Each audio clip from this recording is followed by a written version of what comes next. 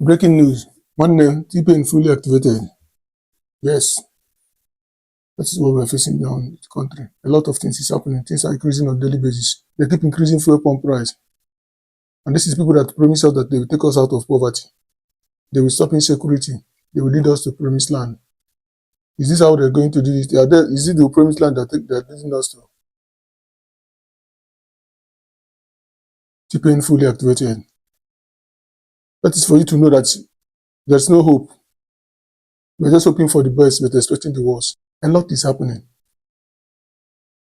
Check since this government came into power, things are getting harder. How can we survive? So my advice is this.